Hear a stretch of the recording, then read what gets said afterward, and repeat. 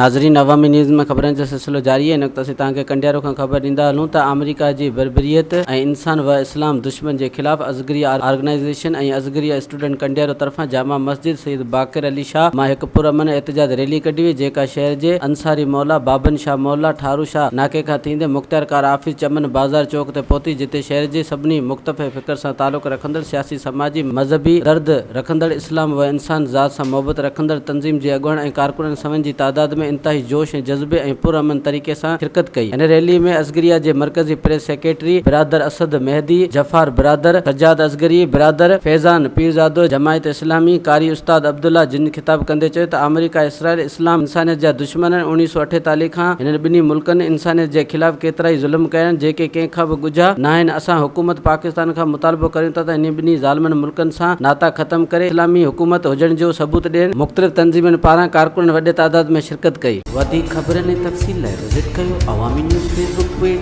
YouTube page ऐं अवामी news website.